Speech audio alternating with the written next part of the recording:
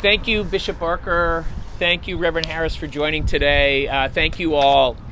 We're here today to discuss another public health crisis that has long plagued our city and has gotten worse over the past year. In 2021 alone, over 400 people have been shot across our city. And even as most other major felonies declined, shooting incidents overall exploded last year by 97%. What happened in Times Square was unacceptable. Any act of gun violence is unacceptable in our city. Anywhere in this city, this country as well. Unfortunately, too many people, including several candidates in this race, are singularly focused on what happened in Times Square because of where it happened. Shootings like the one in Times Square get much more attention because gun violence isn't, quote unquote, supposed to happen there. Just last week, a man was shot and killed just a few minutes from here on Church Avenue. The same people who have been rightfully outraged by the shooting in Times Square need to be just as loud when these tragedies happen in neighborhoods like Brownsville. Neighborhoods where some politicians and elected officials have come to expect these incidents as normal. Where gun violence is, quote unquote, supposed to happen. But it shouldn't happen anywhere, and it doesn't have to. We need a mayor who knows how to make real change, who knows how to not only get guns off the street, but also put justice in our criminal justice system so it's effective and responsive to community needs. That is not our current mayor. Last year we saw a surge in shootings, and as we've reopened, we've seen double the number of shootings this year as this time last year. Mayor de Blasio didn't know how to keep people safe from guns during the pandemic. He doesn't know how to do that as the pandemic is ending. And the status quo certainly won't work after the pandemic.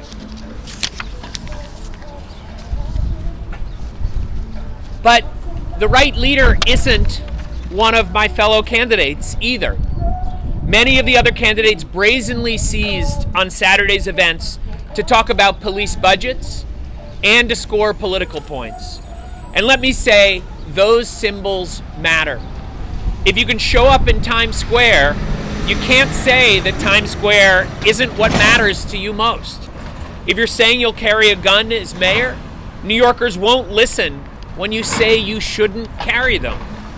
And if all you can offer during this time of crisis is NRA-approved talking points on policing and guns instead of bold, progressive solutions to this pandemic of gun violence, then you are deeply out of step with what our city needs and what New Yorkers deserve at this moment.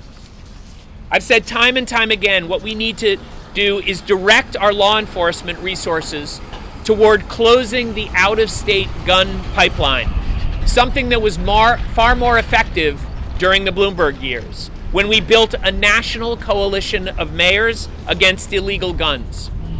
The guns on our streets come from elsewhere, and we continue to fail to stop the flow of guns across state lines. Doing this requires that we be smarter about what we ask the police to do. They should not be in our schools. They should not be responding to mental health crises. They should not be doing homeless outreach. They should be investigating violent crime, using data tools to track the movement of guns, and engaging with communities so they can better respond to New Yorkers' needs. And we need to properly invest in the community-based organizations and partnerships with our clergy that are making a difference on the ground day in and day out.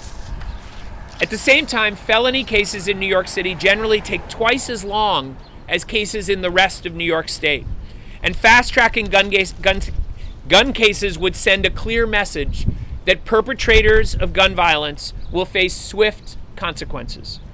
We need a leader who can manage teams effectively through a crisis, who has done that over and over again, because it will not be easy to to lead the mayor's office of criminal justice, the courts, and the district attorneys.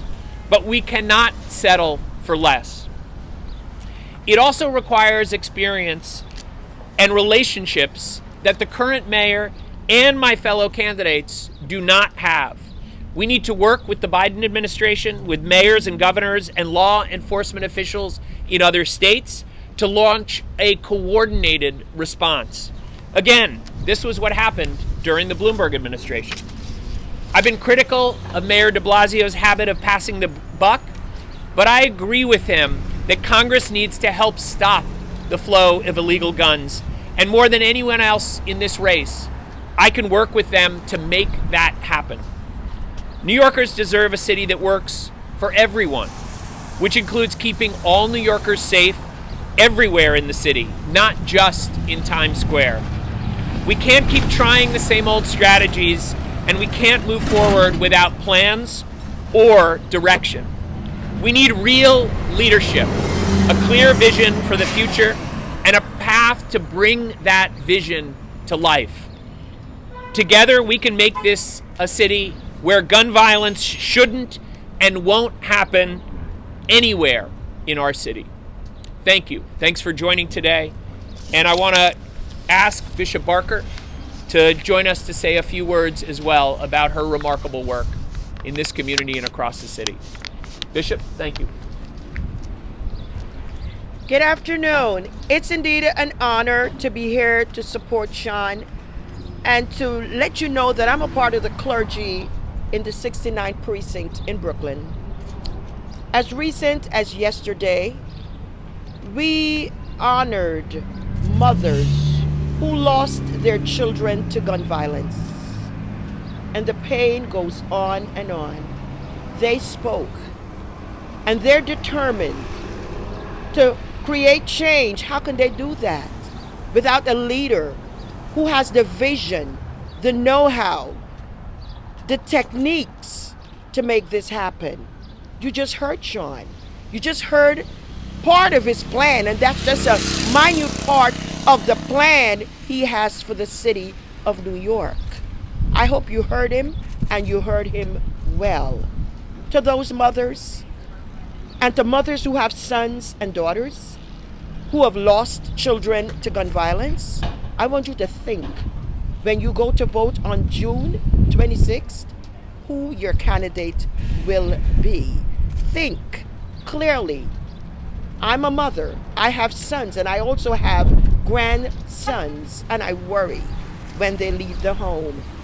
But with a leader who will work on helping to restrain the guns from off the streets, that would bring some peace to our community and to us mothers and to families.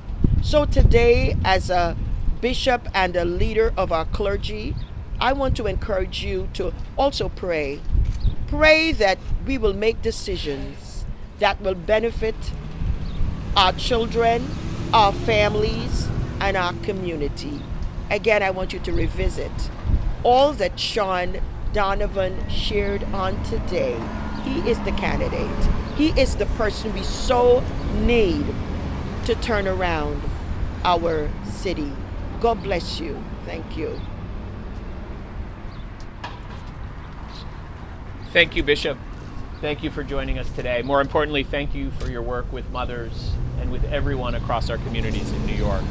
I want to now ask Reverend Harris, who has done remarkable work in the Bronx and across the city as well, to join us for a few words. Reverend?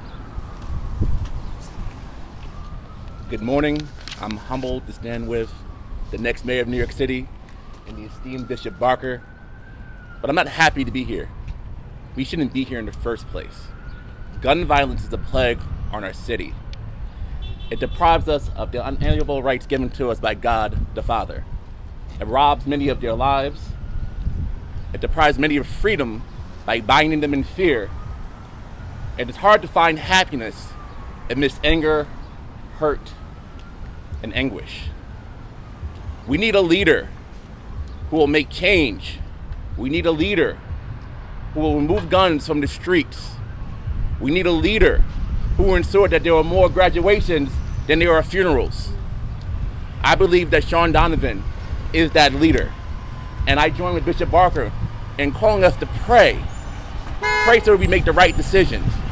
And right now we have the decision to make in less than 6 weeks.